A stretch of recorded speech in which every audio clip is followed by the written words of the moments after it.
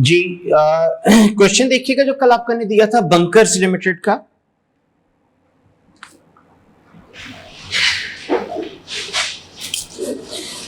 जी कह रहा bunkers limited as one of its many projects has recently acquired a site for 3 million on the outskirts of an industrialized town with a population of 1 million।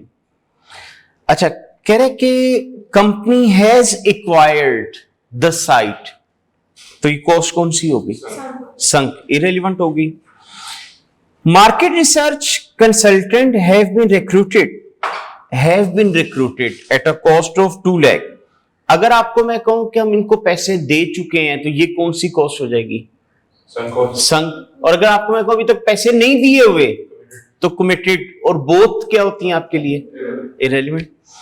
अच्छा कह रहे कि market research consultant have been recruited at a cost of 200,000 to advise the management of Bunker whether to develop the site as either a golf course or an apartment complex. कह रहे consultant हमने क्यों higher किया? हमने उसे कहा कि आप हमें कंसल्टेंसी दो कि कैसे गोल्फ कोर्स बना दें या कि हम यहां पे अपार्टमेंट्स बनाएं और वो किराए पे दें।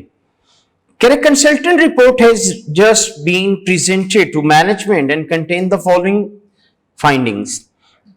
कह रहे कंसल्टेंट की रिपोर्ट मैनेजमेंट को प्रोवाइड की गई और उन्होंने ये आपको फाइंडिंग्स दी हैं। क्या? नंबर 1 कह रहे pay as you play golf course development.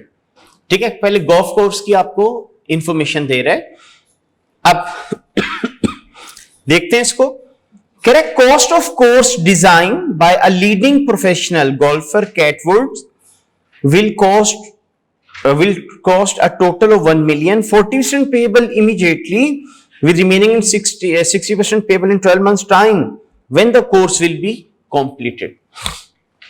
कह रहा अगर आप लोग गोल्फ कोर्स बनाते हो 40% पैसे फौरन देने पड़ेंगे तो 1 मिलियन का 40% 4 लाख आ जाएगा, जीरो में आउटफ्लो।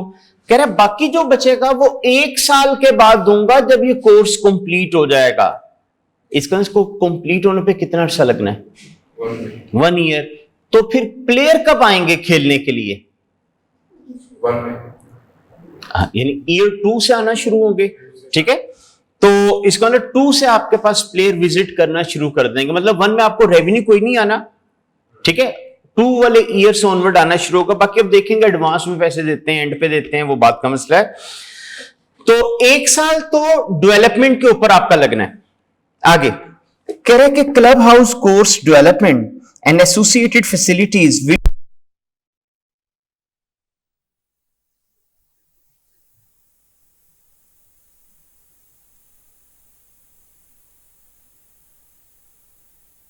जी।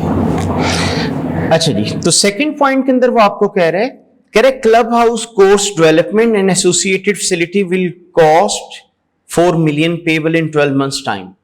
कह रहे इसकी डेवलपमेंट के ऊपर आपका 4 मिलियन का खर्चा आना है। ठीक है, और 12 महीने बाद देना है। तो कब देना होगा? ईयर 1 में। The course will be depreciated on straight line basis over a 10 years period from the date when course is operational। कह रहे कि इस कोर्स को ना 10 साल में डेप्रिशिएट करना। 10 साल कौन से? कह रहे जब ऑपरेशनल होगा ना उसके बाद, मतलब 10 साल ऑपरेटिंग लाइफ। 1 साल तो डेवलपमेंट पे लग गया, 10 साल ऑपरेटिंग लाइफ, तो टोटल कितना हो जाएगी? 11। इसका ना आपको 11 ईयर्स के कैश फ्लोज बनाने हैं। आगे अच्छा, डेप्रिसिएशन रेलिवेंट होती है? रेलिवेंट इररेलेवेंट होती है, इसको हम छोड़ देंगे। अच्छा आगे आपको कह रहे हैं the development is expected to have zero residual value. कह रहे स्क्रैप इसकी जीरो होगी in 10 years operational life, that is end of year 11। ठीक है, अब इनके एग्जामिनर ने तो बता दिया है कि ईयर 11 के एंड पे, लेकिन आपका एग्जामिनर नहीं बताएगा, वो आपको खुद ही जज करना होगा। नेक्स्ट कह रहे once the course is operational it is estimated that there will be an average 200 peak time players each week। ठीक है, पेइंग ग्रीन फी 100। अच्छा कह रहे जब आपका ये ऑपरेशनल हो जाएगा ना क्लब, तो पीक टाइम प्लेयर जो होंगे हर हफ्ते 200 आएंगे और हर बंदा आपको प्ले करने की फी कितनी पे करेगा? 100. In addition, it is expected that there will be 100 off-peak time players per week, each paying 30 green fee. अच्छा, और कह रहा है कि आपके पास ना 100 ऑफ-पीक टाइम प्लेयर होंगे, कह रहा है उनसे हम 30 रुपए लिया करेंगे, और कह रहा है course will be open for 52 weeks of the year, कह रहा है 52 वीक ओपन रहेगा क्लब. अच्छा, अब आप लोगों ने क्लब बनाया है, यानी गोल्फ कोर्स बनाया है, वहां प्लेयर आ रहे हैं, आपको पैसे दे रहे हैं, ये आपके लिए इनकम एक्सपेंस? इनकम. ये इनफ्लो यहां से निकालेंगे हम लोग. अच्छा, आगे देखते हैं पहले पॉइंट. कह रहे it is anticipated that 2 in 10 of the peak time players and 1 in 10 of off peak time player will hire golf trolley at 10 per trolley hire. अच्छा जी, कह रहे कि एंटिसिपेट किया है 10 में से 2 पीक टाइम प्लेयर. इसका क्या मतलब 10 में से 2? मतलब अगर 10 बंदे हैं तो उनमें से 2 बंदे भी चूज करेंगे तो कितने परसेंट बना? 20%. 20%. ठीक है, आसान लफ्ज़ों में कहना चाह रहा है 20% पीक टाइम प्लेयर और 10% ऑफ पीक टाइम प्लेयर आप लोगों से क्या करेंगे? ट्रॉली हायर करेंगे, और कह रहा हम उसके ना 10 रुपए किराया लेंगे. इनकम के एक्सपेंस, इनकम. ये भी इनफ्लो शो हो जाएगा. आगे कह रहे हैं an average all player are expect to purchase consumables which generate 12 contribution per player per round. कह रहे इसके अलावा ना हर प्लेयर आप लोगों से चीजें कुछ खरीदेगा जिससे जो कंट्रीब्यूशन जनरेट होगा, कह रहे वो कंट्रीब्यूशन कितने का होगा आपका? 40%, सॉरी 12 पर यूनिट. अच्छा, ये उसने अब क्या चीज आपको बता दी? कंट्रीब्यूशन टू बी जनरेटेड इतना. कंट्रीब्यूशन मार्जिन क्या होता था? फॉर्मूला क्या होता था? Sale minus variable. देखिए, सेल से इनफ्लो होना होता है, वेरिएबल पे आउटफ्लो होना होता है, तो कंट्रीब्यूशन दोनों का नेट है, डिफरेंस है, तो इसका कंट्रीब्यूशन से इनफ्लो होगा. कह रहे जब प्लेयर आएंगे तो आपसे चीजें खरीदेंगे, और कह रहे उनमें जो आपकी बचत होगी ना 12 रुपए पर प्लेयर पर राउंड. अच्छा, इसका कहने की क्या जरूरत थी पर प्लेयर पर राउंड? एक राउंड को नहीं कह सकते. हाँ, मतलब देखिए ना, एक हैबिचुअल प्लेयर है, रेगुलर प्लेयर है, वो रोज आ जाता है, तो अगर वो कहते हैं ना पर प्लेयर होगा, तो फिर आपने मुझसे पूछना बताओ प्लेयर कितने हैं? ठीक है, अब 200 जरूरी तो नहीं ना, उसने कहा 200 प्लेयर आते हैं, माइट भी एक बंदा रोज आ रहा है तो रोज गिनते जाएंगे आप के जितने प्लेयर हो गए, तो उसके लिए फिर उसने आपको बता दिया, कह रहा है पर प्लेयर पर राउंड. मतलब अब आप इस चक्रों में ना पढ़ोगे कितने बंदे कितनी दफा आए, तो उसमें कह रहा है जब भी आता है वो आपको 12 रुपए का कंट्रीब्यूशन जनरेट करा के जाता है. ठीक है, तो ये चीज उसने आपको यहां पे बताई, ये भी आप इनफ्लो हो जाएगा. आगे कह रहे manager, green keeper and admin staff costing total 2,75,000 पर एनम विल बी. ये क्या लिखा हुआ? अच्छा, needed to run the club. अच्छा, आपको कह रहा है कि आपको ना मैनेजर और अदर एडमिन स्टाफ चाहिए, 2,75,000 पर एनम कॉस्ट होगी. इनफ्लो क्या आउटफ्लो? आउटफ्लो. आगे कह रहे central office overhead 2,50,000 per annum are being allocated to this project. Director have assessed that 40% of these overhead arise as a direct consequence of the golf course. 40% relevant. हाँ, 40% आपके लिए relevant हो जाएगा और 60% irrelevant. देखिए, एलोकेटेड ओवरहेड तो हमारे लिए इरेलीवेंट होते हैं ना, लेकिन उसने कहा इसमें 40% तो इसी काम की वजह से लग रहे हैं, तो जो इस काम की वजह से लग रहे हैं वो रेलिवेंट हो जाएंगे. देन कह रहे bar receipts 1 million per annum are forecast. कह रहे इसके अलावा हम उधर क्लब में बार बनाएंगे, उसकी रिसीट्स जो कलेक्शंस होंगी वो 1 million होगी. लेकिन कह रहे these bar receipt have a contribution to sale ratio 50%. कह रहे इसमें हमारा कंट्रीब्यूशन मार्जिन 50% है. देखिए, सेल से इनफ्लो आना है तो क्या ये बार की चीजें फ्री आई होंगी? नहीं. तो कह रहे इसमें मेरा जो कंट्रीब्यूशन है दैट इज 50%. अब 2 तरीके हैं, अगर 50% कंट्रीब्यूशन है तो बाकी 50% क्या है? Variable cost. या तो 1 million को इनफ्लो में लिखो और 0.5 million को आउटफ्लो में लिख दो. तो दूसरा तरीका क्या हो सकता है? हाँ, डायरेक्ट कंट्रीब्यूशन को इनफ्लो लिख दो, ठीक है। तो दोनों में से जो तरीका आप करेंगे एक्सेप्टेबल होगा। Next, Kerala site is expected to have residual value 6 million at the end of its 10 years operational life. कह रहा है जब ऑपरेशनल लाइफ 10 साल पूरे होगी ना, तो ये साइट फिर भी बिक जाएगी 6 मिलियन में। अच्छा, अभी पहले हम यहीं तक की कैलकुलेशन देखते हैं। आप मुझे जरा थर्ड पॉइंट से ग्रीन फी कैलकुलेट करके बताएं। थर्ड पॉइंट की मदद से ग्रीन फी जो है वो कैलकुलेट करें।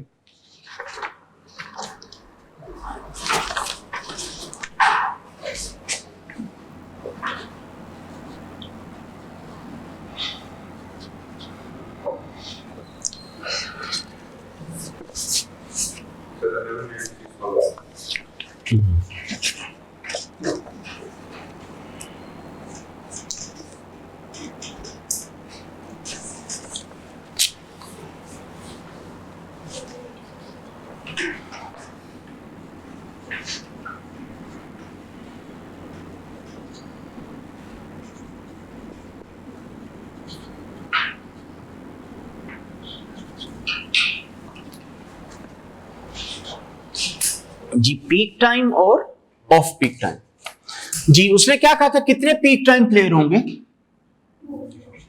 200 पर वीक, तो साल में तो 52 वीक है ना, और हर बंदा कितने पैसे देगा? 100। ऑफ पीक टाइम प्लेयर कितने आपके? 100। ये भी पर वीक है, तो इंटू 52 कर लें, और ये फी कितनी देगा? 30। जी, पहली वाली वैल्यू क्या आई? 104। नीचे वाली?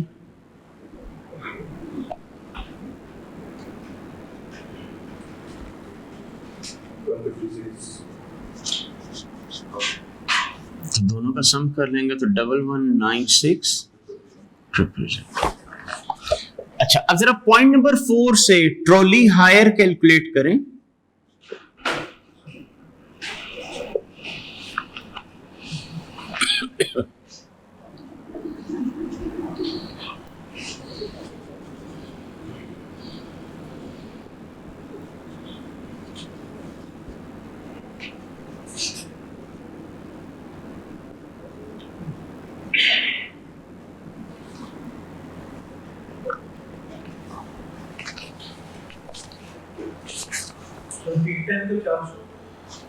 पीक टाइम का 400, 200 तो पर वीक है ना, इंटू 52, ठीक है। उनका 2/10 और वो 10 रुपए के हिसाब से 20,800। 20,800। अच्छा, इधर 100 प्लेयर हैं, इंटू 52, ये साल के नंबर ऑफ प्लेयर आ गए। इधर से क्या 1 आउट ऑफ 10 मल्टीप्लाई बाय 10 कितना? 5200।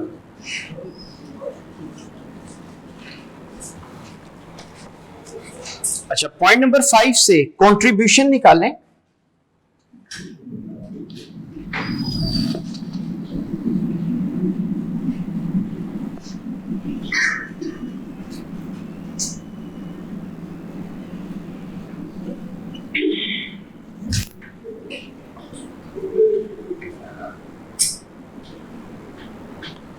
Contribution of consumables.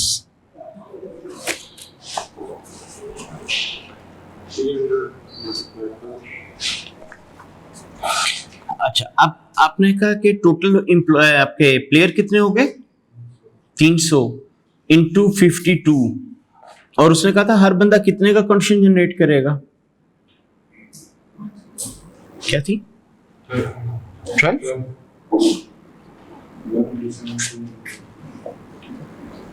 187 200।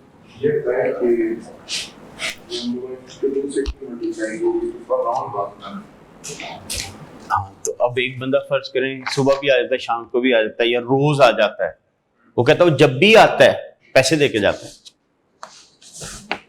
तो अगर हम लोग ये कहें कि हम लोग ने 52 वीक्स रखे,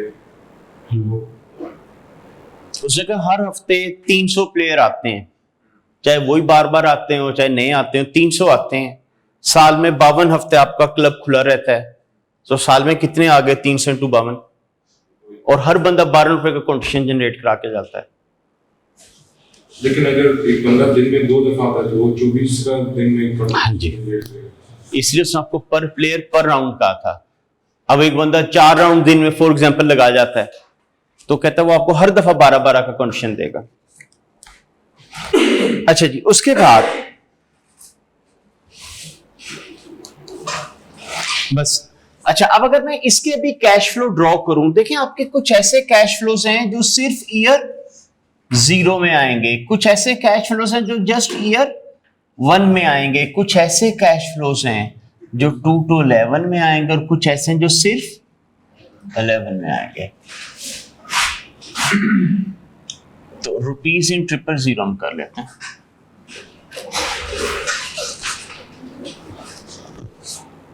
अच्छा, 2 to 11 का फैक्टर कैसे निकलेगा? सर पहले 1 से 11 निकालेंगे, उसमें से 1 से 9। हाँ, यानी पहले 11 के हिसाब से 1 to 11 का एन्युटी फैक्टर निकाल लेंगे, उसमें से 1 का माइनस कर देंगे, खुद ही 2 to 11 का रह जाएगा। ठीक हो गया। अच्छा जी, अब पहले जो शुरू के 2 पैराग्राफ थे वो तो आपने कहा था या संक कॉस्ट है, कमिटेड कॉस्ट है, बोथ आर इररिलेवेंट। अच्छा, ये पे एज यू प्ले, यहां से हम काम शुरू करते हैं। तो उसने कहा डिजाइन कॉस्ट।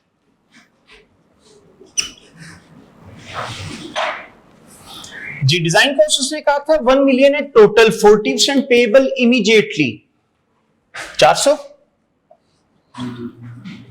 और बाकी जो कह रहे हैं 600 बचेगी इन 1 ईयर्स टाइम, तो ईयर 1 में। आगे डेवलपमेंट कॉस्ट। जी, इसका आउटफ्लो कब लेना है? हाँ जी, ईयर 1 में, क्योंकि उसने कहा था ना 1 ईयर्स टाइम आपको पे करना होगी, तो 4000 आउटफ्लो। अच्छा, अब पॉइंट नंबर 3 से आपको ग्रीन फी आई, वो अभी आपने वर्किंग किया, वर्किंग 1 कितना बनी? अच्छा, ये कब मिलेगी ग्रीन फी? ये 2 से 11 में, तो 1196। ट्रॉली हायर,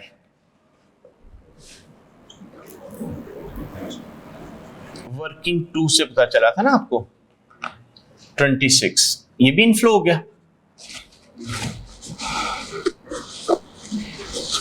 तो उसके बाद कंट्रीब्यूशन ऑफ कंज्यूमेबल्स, ये भी आपने वर्किंग 3 में फाइंड किया, 187.2। एडमिन कॉस्ट,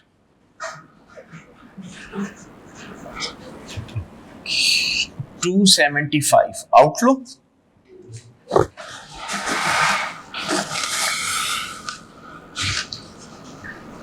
ओवरहेड्स, अच्छा अब देखिए 2.5 लाख का 40%, 1 लाख आ जाएगा ना। ऐसे ये जो एडमिन कॉस्ट है हम बाद में क्यों नहीं दे? क्लब बनेगा तो ग्रीन कीपर रखोगे ना, उससे ऐसा।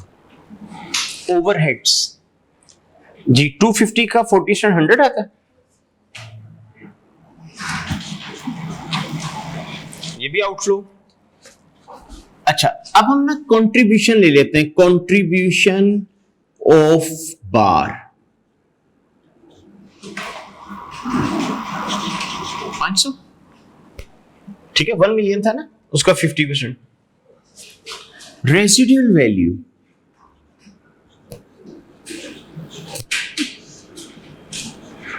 ये उसने कहा था 6000, कब?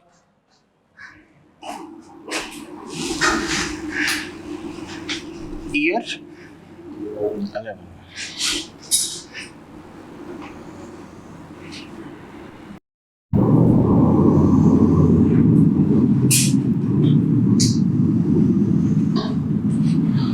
ठीक ठीक है, अब आप लोग पहले इसका नेट कर लोगे, याद आएंगे नेट कैश फ्लोज, फिर आप ले लीजिएगा फैक्टर, क्या रेट दिया हुआ 10%, फिर आ जाएंगी इनकी प्रेजेंट वैल्यूज, फिर उनका सम करके आ जाएगा नेट प्रेजेंट वैल्यू।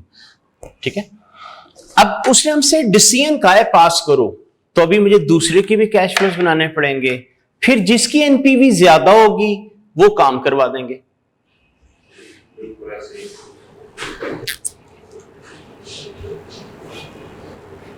ठीक है, अब अगर एन्युटी ना यूज की तो पहले 11 साल के कैश फ्लो लिखोगे, ठीक है, फिर 11 साल के उनका टोटल करोगे, प्रेजेंट वैल्यूज निकालोगे, उनका टोटल करोगे, तो बहुत ज्यादा टाइम वेस्ट होगा। इसलिए आप लोगों ने कहा था जहां एन्युटी लग सकता हो लगा दिया करें, टाइम बचाया करें अपना।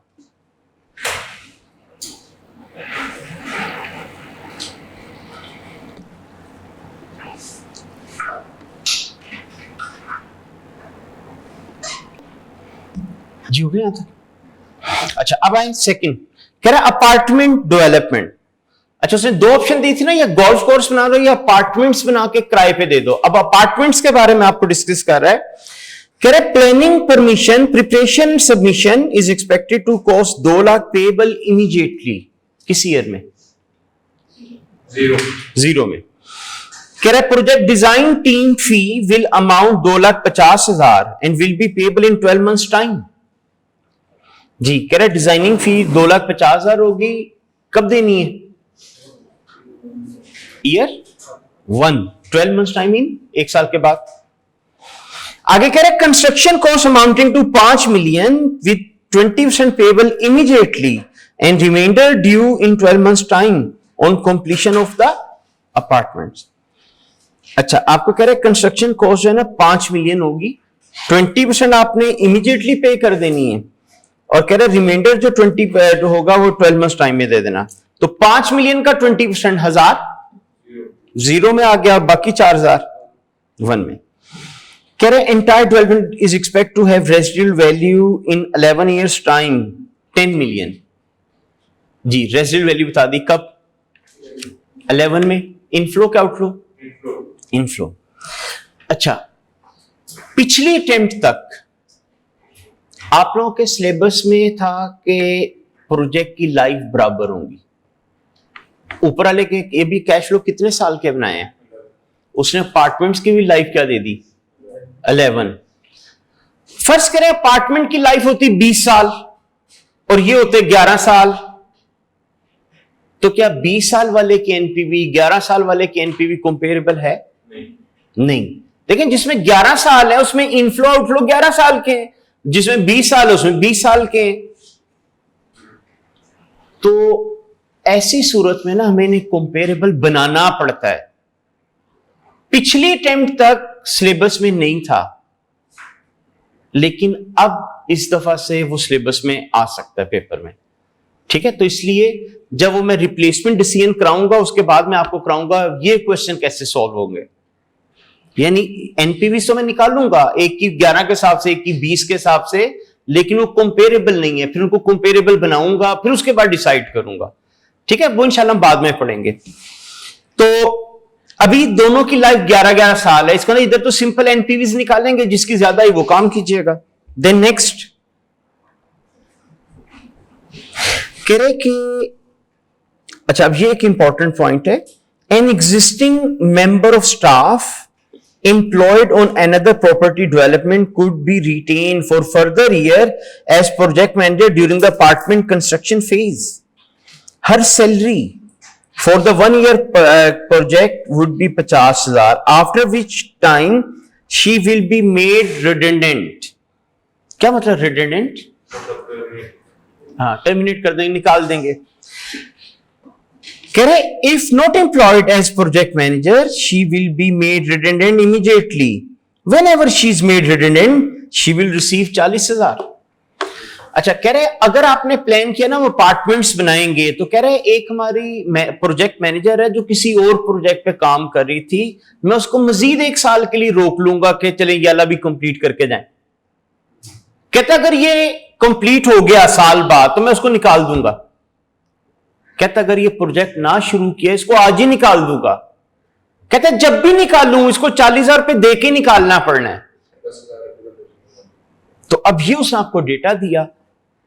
अब इसके कैश फ्लो टाइम से क्या बनना चाहिए? सर इसके सर बनने नहीं चाहिए 10,000 आउटफ्लो होगा। अगर 40,000 तो किसी भी सूरत में उसमें देना ही है। अगर वो उसको अभी निकाल देता तो 40,000 देने पड़ेंगे, नहीं निकालता तो इसको पूरे साल की 50,000 देनी पड़ेगी। क्यों? और है भी इसी प्रोजेक्ट की वजह से तो ये रेलेवेंस देगी और 40,000 रेलेवेंट नहीं होगी, 10,000 रेलेवेंट देगी जी। और किसी के ध्यान में कुछ आया हो?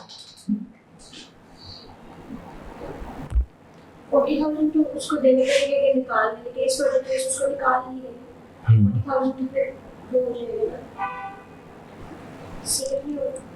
इसको क्या करेंगे फिर? इसको डिलीवर सही है। कब लिखेंगे? ये जीरो में जीरो में। ठीक है, और बताएं।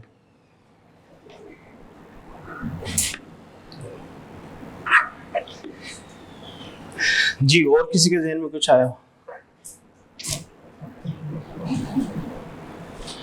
देखिए उसने आपको ये कहा है कि एक प्रोजेक्ट मैनेजर है जो किसी और प्रोजेक्ट पे काम कर रही है। अगर ये प्रोजेक्ट ना शुरू किया उसको मैं आज ही निकाल दूंगा।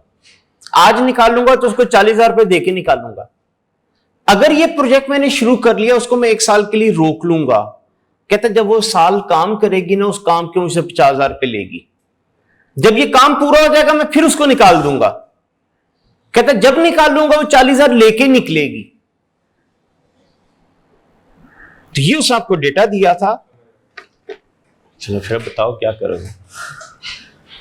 इसको साल बाद निकालेंगे 40,000 क्या करोगे? सर ये 50,000 का आउटफ्लो आएगा किस ईयर में? 1 में 50,000 का अपने का आउटफ्लो आएगा सैलरी का ईयर 1 में। और ये जो रेडंडेंसी कॉस्ट है इसको क्या करना है?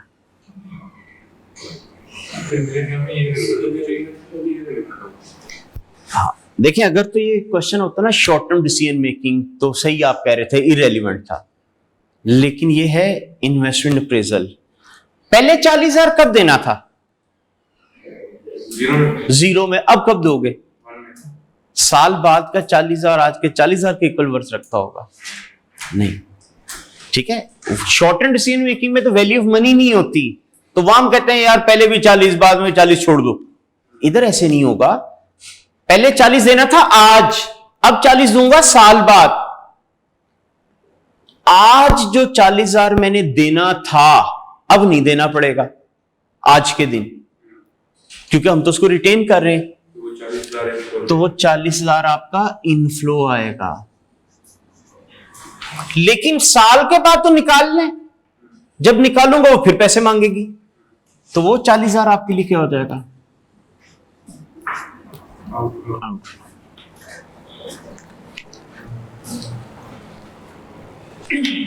ठीक है, तो क्योंकि वैल्यू ऑफ मनी को कंसीडर करना होता है इसलिए सिर्फ अमाउंट बराबर होने से हम इग्नोर नहीं कर सकते, क्योंकि वो ईयर्स का फर्क आ गया ना। तो प्रेजेंट वैल्यू फैक्टर की वजह से वैल्यू चेंज हो जाएंगी। ठीक है, तो उसने आपको कहा था कि प्रोजेक्ट मैनेजर है जिसको मैंने वैसे आज निकाल देना था, अगर ये काम शुरू किया तो साल बाद निकालूंगा। साल वो काम करेगी तो इस काम के 50,000 रुपए लेगी। तो मैंने कहा जो सैलरी है वो ईयर 1 का आउटफ्लो। उसके बाद जो 40,000 मैंने उसको आज देना था अब तो नहीं दूंगा ना, क्योंकि उसको मैं रिटेन कर रहा हूं, तो वो मेरा सेव हो गया। तो ईयर 0 में 40,000 इनफ्लो। लेकिन जब साल बाद उसको दोबारा निकालूंगा फिर पैसे देने पड़ेंगे, तो ईयर 1 का आउटफ्लो। अच्छा, अब आगे देखिए next point. Development will comprise 200 apartments. It is anticipated that there will be 80% occupancy rate. ये क्या होता है occupancy rate? मतलब जिसमें लोग रह रहे होंगे। हाँ जी, कहते हैं बनाए तो मैंने 200 अपार्टमेंट हैं लेकिन 80% किराए पे रहेंगे, मतलब 160 किराए पे चढ़ेंगे। तो रेंटल इनकम किन से आएगी? 160 से। अच्छा जी, आपको कह रहे हैं कि development comprise 200 apartment. It is anticipated that there will be 80% occupancy rate. Each occupied apartment is expected to generate net rent 12,500 per annum. ठीक है, नेट रेंट, नेट का जब भी वर्ड आता है मीन कोई चीज माइनस हो के आई हुई, खाली रेंट ही तो नहीं आना ना, खर्चे भी तो हो जाते हैं कई दफा। कहता है मुझे जो नेट एक अपार्टमेंट से बचेगा ना 12,500 पाउंड बचेगा।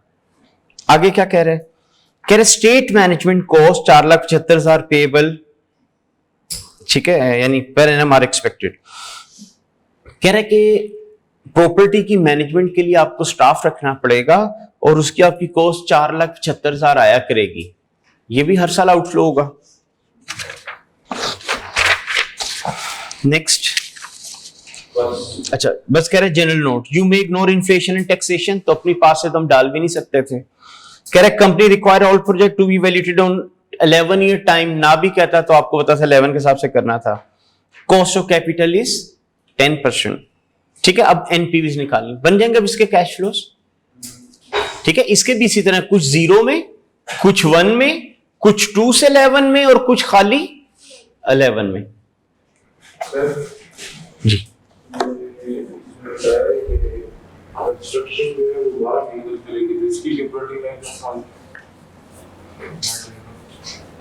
ऑपरेटिंग लाइफ, हाँ जी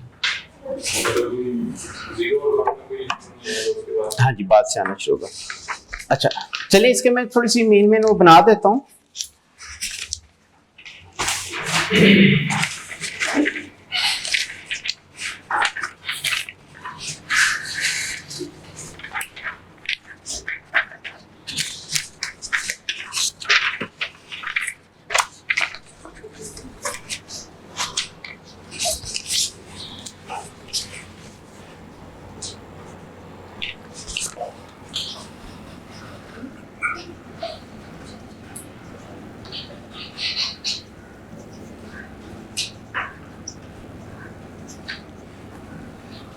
इसके भी हमने कहा कुछ कैश फ्लो 0 में, कुछ 1 में, कुछ 2 to 11 में और कुछ खाली 11 में।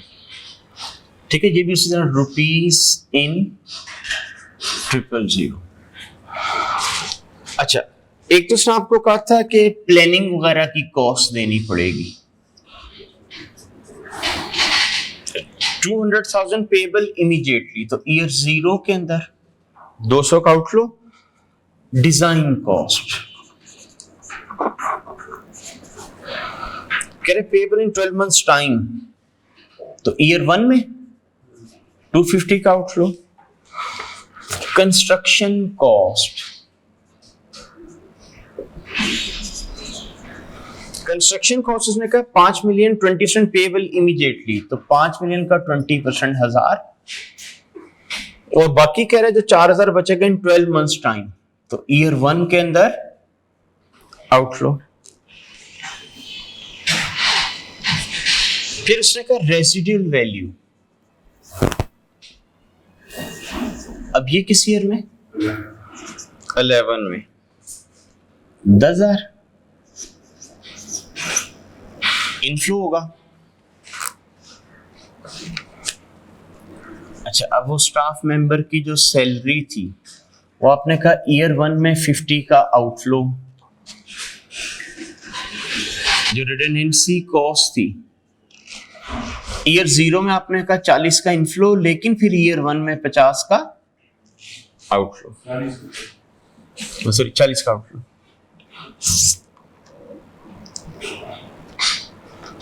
अच्छा, उसका आपको आएगी रेंटल इनकम।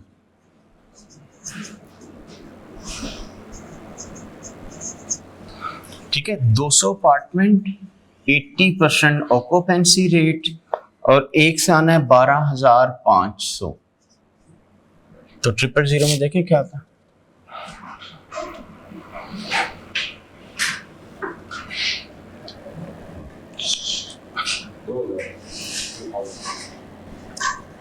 ये इनफ्लो आ गया। उसके बाद जो आपकी स्टेट मैनेजमेंट कॉस्ट, ये कहता है 475 का आउटफ्लो। बस और तो कोई नहीं थे। अब उसी तरह आपने बाकी सारी चीजें करके तो इसका डिसीजन वगैरह लेना है।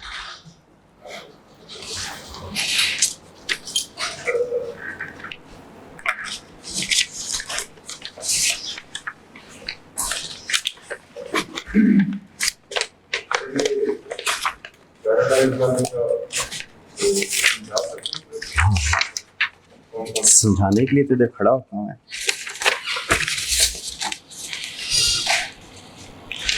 जी देखिएगा,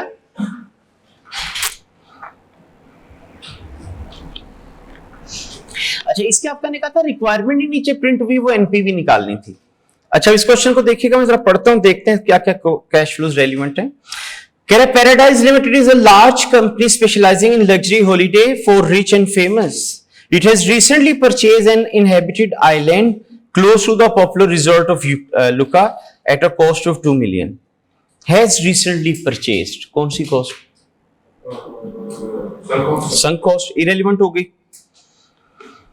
कह रहा company has already spend 1.5 million on preparing the land for construction work। कह रहा 1.5 million में ऑलरेडी खर्च कर चुका हूं, sunk cost। Over the next year, it planned to develop the island extensively with the aim of making it one of the most exclusive holiday location in the region।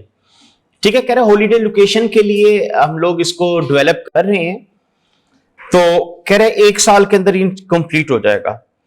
An offer has just been made to buy the land for 5 million। कह रहे एक outsider आया, उसने कहा ये पूरी land मुझे 5 million में बेच दो। ठीक है, इसका मतलब हम इस इंटेंशन से काम कर रहे थे कि हम इसको हॉलीडे लोकेशन के तौर पर डेवलप करेंगे, लेकिन कह रहा है मेरे पास एक ऑफर आ गई, बंदा कह रहा है 5 million में मुझे बेच दो। अब जब मैं कैश फ्लो बनाऊंगा इस अजम्पशन पे कि नहीं मैं तो इसको डेवलप करूंगा, तो फिर ये जो बेच के 5 million का इनफ्लो होना था अब होगा नहीं, तो ये आपके लिए क्या हो जाएगा? हाँ जी, इसको ईयर 0 के अंदर इसको क्या शो कराएंगे? आउटफ्लो। ठीक है, मसलन देखें ना, मैंने एक लैंड ऑलरेडी खरीद ली, 2 million की खरीदी, 1.5 million उस पर खर्च कर चुका हूं, 3.5 million लग चुका है, अभी इसमें मजीद खर्चा होना है। लेकिन एक बंदा आ गया, उसने कहा यार ये 5 million में मुझे बेच दो, तो कहता है अब ये डिसाइड करना है कि 5 में उसको बेच दूं या इसको फर्दर डेवलप करूं और इसको फिर अपना यूज करूं। तो हम लोग क्योंकि कैश फ्लो इस असम्पशन पे बनाते हैं ना, हम तो ये काम करेंगे, तो जब काम करेंगे तो फिर बेच नहीं पाएंगे, तो बेच के जो पैसे मिलने थे वो आप फोरगो करोगे, वो आपकी एज एन अपॉर्चुनिटी आउटफ्लो आएगा ईयर 0 का। अच्छा खैर पढ़ लेते हैं उसको आगे भी। कह रहे कि an offer has just been made to buy land for 5 million। Paradise limited has therefore decided to reappraise the project in order to decide whether they should still proceed with the project or should instead accept the offer। अच्छा कह रहे कि अब paradise limited जो है उसने कहा एक दफा रीअप्रेज करो कि क्या बेच दिया जाए या प्रोसीड किया जाए। मतलब देखना 3.5 million लगा है, 5 million मिल रहा है, तो अभी आपका मजीद खर्चे होने हैं, फिर लाजमी आता है रेवेन्यू भी जनरेट हुआ करेगा। तो कह रहा है कि अब आप एक दफा रीट्रेस कर लो कि एज इट इज बेच दें या इसको प्रोसीड करें। मजीद बता रहा है, कह रहा है if they decide to accept the offer sale will be taken place immediately incurring legal fee 20,000। कह रहा है अगर आपने सोचा ना बेच देता हूं, कह रहा है अभी सेल हो जाएगी, मतलब पैसे भी आपको अभी मिल जाएंगे, लेकिन कह रहा है इसको बेचने पे लीगल कॉस्ट आनी है 20,000 की, डायरेक्टली एट्रीब्यूटेबल। अच्छा क्या आप लोग इसको बेच रहे हो? नहीं, आपने क्या प्लान किया? कंटिन्यू करेंगे, तो जो बेच के 5 million का इनफ्लो होना था होगा नहीं, उसे क्या शो करा देंगे? आउटफ्लो। किस ईयर का? 0 का। लेकिन फिर जो उसको लीगल कॉस्ट आनी थी 20,000, क्या अब वो आएगी? तो वो बच गया, उसको क्या शो कराएंगे? वो इनफ्लो हो जाएगा। ठीक है, तो ये चीज इसमें आ जाएगी। आगे देखिए मजीद क्या बता रहे हैं।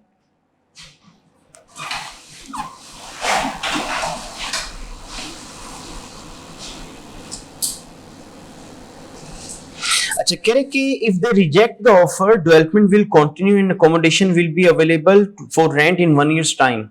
कह रहे अगर आप लोगों ने प्रोसीड किया ना कि जी ठीक है मैं इसको कंटिन्यू करता हूं, तो कह रहे कि फिर आपका ना 1 साल तो इसको डेवलप होने पे लगना है, तो इसको ना आपको रेवेन्यू कब से आना शुरू होंगे?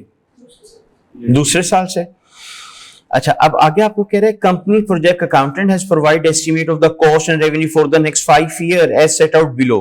कह रहे अगले 5 साल के वो आपको कैश फ्लो बता रहा है। क्या कह रहे? Total construction cost for the 7 hotels on the island cost 37 million.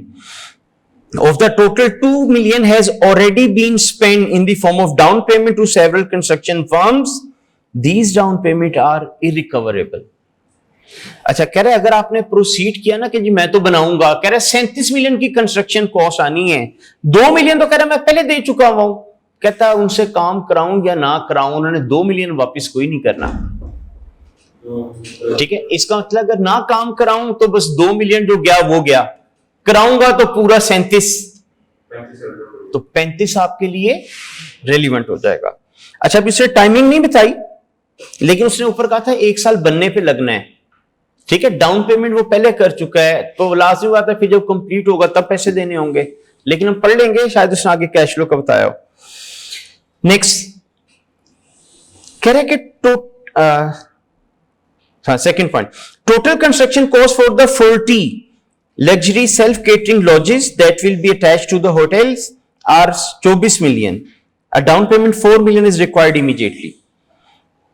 अच्छा, आपको कह रहे हैं 40 जो है ना लग्जरी आपको लॉजेस भी बनाने पड़ेंगे होटल के साथ, और कह रहे हैं कि आपकी जो कॉस्ट आएगी 24 मिलियन आएगी, और आपको कह रहे हैं डाउन पेमेंट 4 मिलियन इज और रिक्वायर्ड इमीडिएटली। 4 मिलियन उसमें से फौरन देना पड़ेगा। किस ईयर में? 0। तो बाकी जो 20 बचेगा वो फिर मोस्ट प्रोबेबली 1 साल के बाद जब कंस्ट्रक्शन कंप्लीट होगी। अच्छा, ऊपर उसने कहा था कि वो जो डाउन पेमेंट है दीज आर इरिकवरेबल। अगर वो कहता है रिकवरेबल है, फिर हाँ, फिर वो भी आपके लिए रेलिवेंट होती, फिर हम 37 लिखते। Next, cost of furnishing the hotel and lodges is estimated 3.2 million. कह रहे 3.2 मिलियन का फर्निशिंग का खर्चा है, ये भी कंप्लीट होगा तो खर्चा आएगा ना, तो ईयर 1 में। Each lodge will have its own private swimming pool. हमारे लॉजेस कितने थे? 40। कह रहा है हर लॉज का एक अपना स्विमिंग पूल होगा, तो स्विमिंग पूल कितने बनेंगे? 40। कह रहा the cost of each pool is expected to be 12,000, तो मल्टीप्लाई करके इसकी कॉस्ट निकल आएगी। अच्छा, ये भी कंस्ट्रक्शन का पार्ट है ना, ईयर 1 में पे हो जाएगी। कह रहे 6 restaurant will be build on the island at a cost of 15 million. कह रहे 6 रेस्टोरेंट भी आपको बनाना पड़ेंगे। Paradise limited has already had to commit 3 million of these costs in order to attract the chef it requires. कह रहा है 15 million का टोटल खर्चा आना है रेस्टोरेंट का, 3 मिलियन में ऑलरेडी कमिट कर चुका हूं कुछ शेफ के साथ जो मैंने उठाने थे कि जी तुम्हें इतने पैसे मैं दूंगा तो तुम लोगों ने मेरे साथ काम करना है। ठीक है, आगे कह रहा है although these money have not yet been paid, Paradise limited is contractually bound to pay them. कह रहा है मैंने पैसे भी दिए कोई नहीं हुए, लेकिन कॉन्ट्रैक्ट में लिखा है उनको हायर करूं या ना करूं पैसे देने पड़ेंगे, तो इरेलीवेंट हो गया। ठीक है, इंक्रीमेंट नहीं ना हो रहा इसमें, तो ये वाली वैल्यू इरेलीवेंट, लेकिन जो बाकी है वो तो रेलिवेंट होगी। नेक्स्ट कह रहे कि a small parade of shop will be developed at a cost of 4 million. कहते हैं एक आपको लाइन की लाइन दुकानें बनानी पड़ेंगी, शॉप्स बनाना पड़ेंगी, 4 मिलियन का ये भी खर्चा आना है, तो ये भी ईयर 1 में आउटफ्लो। आगे कह रहे हैं annual cash overhead are expect to be 2 million for the hotels, revenue from the hotel are estimated to be 13 million. कह रहा है होटल से 2 मिलियन का खर्चा आना है, लेकिन 13 मिलियन का रेवेन्यू भी आ जाना है, तो नेट कितना मिलना है? 11। ठीक है, या तो 13 को इनफ्लो 2 का आउटफ्लो शो कराओ या 11 को इनफ्लो शो करा लो, तो 1 साल तो बनने पे लगना है, तो ये ईयर 2 से आना शुरू होंगे। अच्छा, उसके बाद अच्छा क्या उसने कहा था ये ईच होटल का है? नहीं, फॉर द होटल्स। अगर ईच कहता तो कितने होटल आपने ऊपर बनाए थे? 7, तो फिर इंटू 7 करना पड़ जाता, अभी नहीं करना। आगे कह रहा है maintenance cost for each lodge will be 7,000, तो लॉजेस हैं कितने? तो इंटू 40 करके आपकी मेंटेनेंस कॉस्ट निकल आएगी। कह रहे compare to the rental income 3,90,000 per annum पर लॉज, जबकि कह रहे रेंटल इनकम कितनी आनी 3,90,000, तो 3,90,000 को इंटू 40 कर लें, टोटल रेवेन्यू आ सकता है इसका। Depreciation total 1.5 million per annum will be charge, depreciation तो आपको तो वैसे ही इरेलीवेंट हो जाती है। Restaurant and shop are expect to generate net income 4.73 million per annum in total, ये हर साल का इनफ्लो आ जाएगा। अच्छा, अब ये अगला पॉइंट एक इंपॉर्टेंट है, interest on money borrow to finance the project is 2.5 million per annum. जी, इंटरेस्ट ऑन मनी बोरो, जी इसको क्या करना है? अच्छा, अब ये 2 दफा आपके पेपर में भी एग्जामिनर पॉइंट डाल चुका है। देखिए, ये जो डिस्काउंटिंग फैक्टर होता है, ये आपका कॉस्ट ऑफ कैपिटल की बेस पे निकलता है ना, और कॉस्ट ऑफ कैपिटल में आपका ने कहा था जो आपकी फाइनेंसिंग कॉस्ट होती है वो होती है, मतलब अगर आपने लोन लिया तो कॉस्ट ऑफ डेट, अगर शेयर होल्डर के पैसे हैं तो कॉस्ट ऑफ इक्विटी, उनकी बेस पे एक एवरेज निकलती है। तो ये जो डिस्काउंटिंग आप करते हैं ना, ये इंटरेस्ट का इफेक्ट ऑलरेडी ले लेती है। तो जब उसने डिस्काउंटिंग के अंदर इफेक्ट ले लेना इंटरेस्ट का, क्या अलग से भी इंटरेस्ट लिखने की जरूरत है? मतलब अगर मैं अलग से भी इंटरेस्ट का आउटफ्लो लिख दूं, नीचे डिस्काउंट भी कर दूं, तो ये इंटरेस्ट का डबल इफेक्ट नहीं आ जाएगा? ठीक है, तो इसलिए आप लोग याद रखें एनपीवी एंड आईआरआर, यानी जहां पे भी आपने प्रेजेंट वैल्यू निकालनी है वहां पे interest on borrow money irrelevant होता है। ठीक है, बजाहिर आप सही कह रहे थे कि पैसे देने पड़ने हैं, बट द इश्यू इज कि वो जो आपने पैसे देने हैं वो आपके लिए क्या है? इंटरेस्ट है ना। तो इंटरेस्ट हम लोग पहले ही इस फैक्टर के अंदर शामिल कर चुके होते हैं, तो इसलिए उसको अलग से नहीं लिखा जाता, इग्नोर होगा ये। कह रहा है all the setup cost will occur with in the next year before resort is open. तो रिजॉर्ट नहीं तो दूसरे साल के शुरू में ओपन होने, कह रहा है उससे पहले पहले सारी डेवलपमेंट की कॉस्ट पे कर देना। इसके अंदर उसने आपको बताया, वो जो हम कह रहे थे ना कि मोस्ट प्रोबेबली साल के एंड पे होगा, उसने कहा हाँ एंड पे करना। और आपको कह रहे हैं annual revenue and overhead related to the 4 years following this, 1 साल डेवलपमेंट पे लगा, आगे 4 साल के कहता है कैश फ्लो लेना, यानी टोटल 5, एक कंस्ट्रक्शन का और 4 आगे। ठीक है, और आगे आपको क्या कह रहे हैं, assume that all cash flow occur at the end of each year unless otherwise stated and there are no terminal value to consider at the end of 4th year। ये क्या होता है? रेजिडुअल वैल्यू कहते हैं, इसको ignore कर दो। देखिए, आपने इतनी ज्यादा कंस्ट्रक्शन की है, क्या 1 रुपए भी स्क्रैप नहीं होगी? होगी, लेकिन आपको कह रहे हैं इग्नोर करो। ठीक है, अब होता क्या है, हम लोग ना, अब जैसे आपने होटल बनाए हैं, बिल्डिंग्स बनाई हैं, माइट भी 20 साल लाइफ हो, 15 साल लाइफ हो, कहते हैं मैं बस 5 साल की बेस पे डिसाइड करूंगा कि इसको प्रोसीड करना है कि नहीं करना। आपको याद होगा हमने एक पे बैक पीरियड पढ़ा था, आपको मैंने कहा था कौन सा प्रोजेक्ट एक्सेप्ट किया करो जिसका पे बैक पीरियड कम हो, एज सून एज पॉसिबल अपनी इन्वेस्टमेंट निकाल लो, उसके बाद अगर खुदा ना खास्ता नुकसान हो तो प्रॉफिट ही जाया होगा ना, अपनी इन्वेस्टमेंट तो बच जाएगी। तो इसमें जो उसने कहा ना मैं 5 साल की बेस पे इवेल्युएट करूंगा, तो वो कह रहा है कि अगर 5 साल पे एनपीवी पॉजिटिव आ जाती है देन वेल एंड गुड, नहीं आती तो बेशक 20 साल बाद पॉजिटिव हो जाए, मैंने इतना लंबा अरसा वेट नहीं करना, वो इसलिए आपको कह रहा है। ठीक है, तो 2008 के अंदर मैंने जब घर बनाया लाहौर में, तो मेरे पास एक स्टूडेंट था ACCA का, उसके फादर ना प्लांट्स इंपोर्ट करते थे और डिफरेंट नर्सरीज पे सप्लाई करते थे। तो उसने मुझे कहा कि सर आपको घर के लिए प्लांट्स चाहिए तो आप उधर चले जाएं, मेरे अब्बू से मिल लें, तो आपको ना डिस्काउंटेड प्राइस पे मिल जाएंगे। तो खैर मैं उनके पास चला गया, तो उन्होंने प्लांट्स वगैरह मुझे दिए। तो ऐसे उन्होंने मुझे पूछा, कहते कि जी कॉलेज के अंदर आपकी इन्वेस्टमेंट कितनी चाहिए होती है?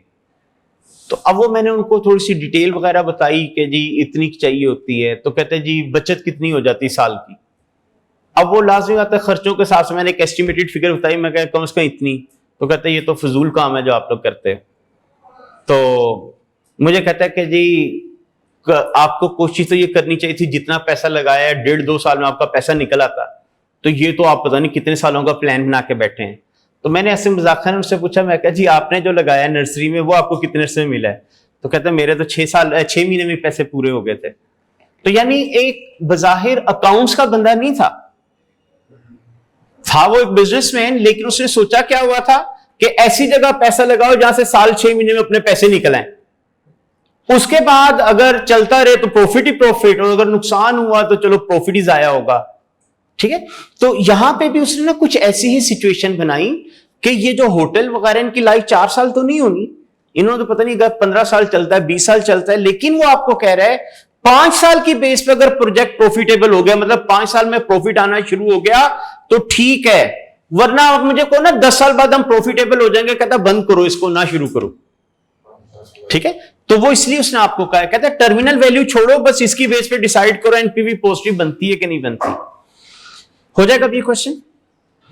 तो अब एक इसको आप लोग ट्राई कीजिएगा, और एक इसमें आखिरी क्वेश्चन होगा, हाँ जी, लॉ लिमिटेड वाला, उसको भी आप लोग ट्राई कीजिएगा।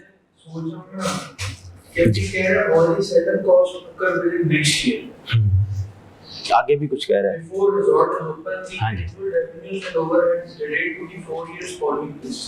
मेरी अंडरस्टैंडिंग है कुछ जो हमने इमीडिएट खर्चे किए वो 0 होंगे, सेटअप कॉस्ट 1 ईयर में हो, बाकी 2 से 5 ईयर।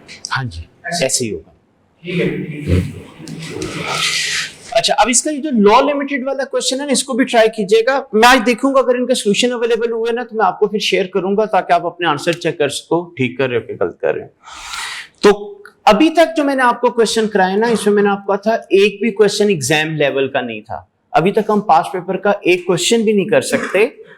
देखें, अभी इस क्वेश्चन में 11 साल थे, जो रेंट पहले साल था वही 11वें साल था। क्या ऐसे होता प्रैक्टिकली?